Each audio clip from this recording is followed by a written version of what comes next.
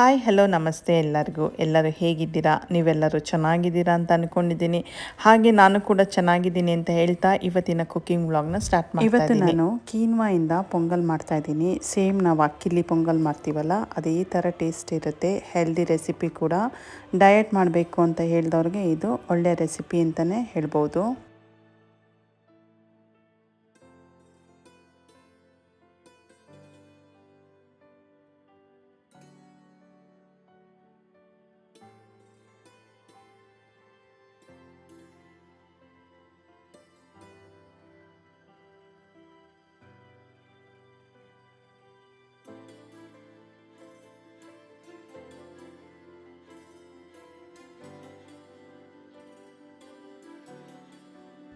ನಾನಿಲ್ಲಿ ಕೀನ್ವಾನ 1 ಕಪ್ ತೊಗೊಂಡಿದ್ದೀನಿ.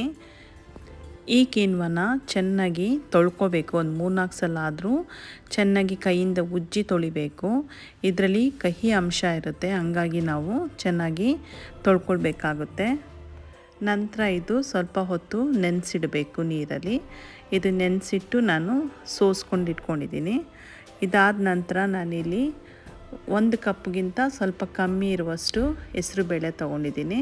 ಈ ಹೆಸರುಬೇಳೆನ ಹುರ್ಕೋಬೇಕು. ಹೆಸರುಬೇಳೆಯಲ್ಲಿರೋ ಹಸಿ ವಾಸನೆ ಹೋಗುವಷ್ಟು ಹುರ್ಕೊಂಡ್ರೆ ಸಾಕು.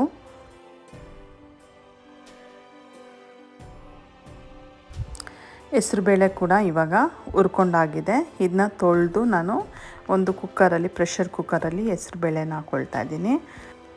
ನಂತರ ನಾನು ನೆನೆ ಹಾಕಿಟ್ಟಿದ್ನಲ್ಲ ಕೀನ್ವಾನ, ಅದು ಕೂಡ ಸೇರಿಸ್ಕೊಳ್ತಾ ಇದ್ದೀನಿ ಹೆಸರುಬೇಳೆ ಜೊತೆಗೇ. ಮತ್ತು ಒಂದು ಇಡಿಯಷ್ಟು ಅಕ್ಕಿ ಕೂಡ ಸೇರಿಸ್ಕೊಳ್ತಾ ಇದ್ದೀನಿ. ಇದು ಅಕ್ಕಿ ಆಪ್ಷನಲ್ಲು, ನಿಮಗೆ ಬೇಡ ಅಂದರೆ ನೀವು ಸ್ಕಿಪ್ ಮಾಡ್ಬೋದು. ಇದೆಲ್ಲ ಹಾಕ್ಕೊಂಡ್ಮೇಲೆ ನಾನು ನೀರನ್ನ ಸೇರಿಸ್ಕೊಳ್ತಾ ಇದ್ದೀನಿ.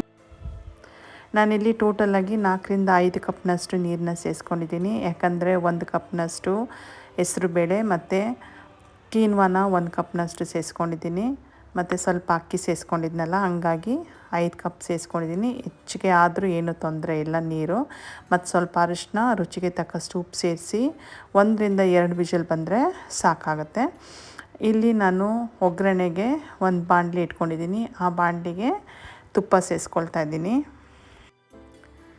ತುಪ್ಪ ಕಾದ ನಂತರ ನಾನಿಲ್ಲಿ ಸಾಸಿವೆ ಸೇರಿಸ್ಕೊಳ್ತಾ ಇದ್ದೀನಿ. ಸಾಸಿವೆ ಚಿಟುಕುಟ್ಟಿದ ಮೇಲೆ ಜೀರಿಗೆ ಕೂಡ ಸೇರಿಸ್ಕೊಳ್ತಾ ಇದ್ದೀನಿ. ಜೀರಿಗೆ ಸೇರಿಸ್ಕೊಂಡಿದ ನಂತರ ನಾನಿಲ್ಲಿ ಹಸಿಮೆಣ್ಸಿನ್ಕಾಯಿ 3 ಹಸಿಮೆಣ್ಸಿನ್ಕಾಯಿ ಥರ ಉದ್ದುದ್ದಕ್ಕೆ ಸೀಳಿ ಹಾಕ್ಕೊಂಡಿದ್ದೀನಿ. ನಂತರ ಮೆಣಸನ್ನ ಜಜ್ಜಿ ಅದು ಕೂಡ ಸೇರಿಸ್ಕೊಳ್ತಾ ಇದ್ದೀನಿ. ಅದಾದ ನಂತರ ಕರ್ಬೇವಿನ ಸೊಪ್ಪು ಸೇರಿಸ್ಕೊಳ್ತಾ ಇದ್ದೀನಿ. ಮತ್ತು ಒಂದು ಸ್ವಲ್ಪ ಇಂಗು ಕೂಡ ಸೇರಿಸ್ಕೊಳ್ತಾ ಇದ್ದೀನಿ. ಇದೆಲ್ಲ ಸೇರಿಸ್ಕೊಂಡಿದ ನಂತರ ಶುಂಠಿ ತುರಿದಿಟ್ಕೊಂಡಿದೆ, ಅದು ಕೂಡ ಸೇರಿಸ್ಕೊಳ್ತಾ ಇದ್ದೀನಿ. ಇಲ್ಲಿ 1 ಇಂಚು ಶುಂಠಿ ಅಷ್ಟು ನಾನು ತುರಿದು ಸೇರಿಸ್ಕೊಂಡಿರೋದು. ಇದೆಲ್ಲ ಸೇರಿಸ್ಕೊಂಡಿದ ನಂತರ ಎಲ್ಲನೂ ಎಣ್ಣೆಯಲ್ಲಿ ಚೆನ್ನಾಗಿ ಹುರ್ಕೊಳ್ಬೇಕು.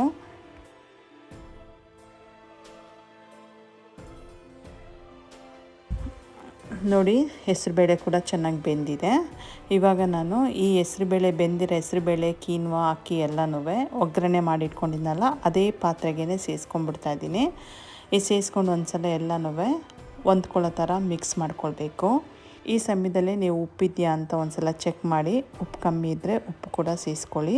ಇದಿಷ್ಟೇ ಕೀನ್ವಾ ಪೊಂಗಲ್ಲು. ನೋಡಿದ್ರಲ್ಲ ಎಷ್ಟು ಸಿಂಪಲ್ಲಾಗಿ, ಎಷ್ಟು ಈಸಿಯಾಗಿ, ಎಷ್ಟು ಬೇಗ ಮಾಡಬಹುದು ಅಂತ ಕೀನ್ವಾ ಪೊಂಗಲ್ಲು.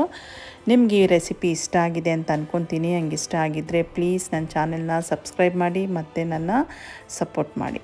ಹಾಗೆ ಬೆಲ್ ಐಕನ್ನ ಪ್ರೆಸ್ ಮಾಡಿ ಮತ್ತು ಆಲ್ ಅನ್ನೋದನ್ನ ಸೆಲೆಕ್ಟ್ ಮಾಡಿ. ಆವಾಗ ನಾನು ಯಾವುದೇ ವಿಡಿಯೋ ಹಾಕಿದ್ರೂ ಫಸ್ಟ್ ನೋಟಿಫಿಕೇಷನ್ ನಿಮಗೆ ಬರುತ್ತೆ. ಇಲ್ಲಿವರೆಗೂ ನಾನು ವಿಡಿಯೋ ನೋಡಿದ್ದಕ್ಕಾಗಿ thank you and God bless you.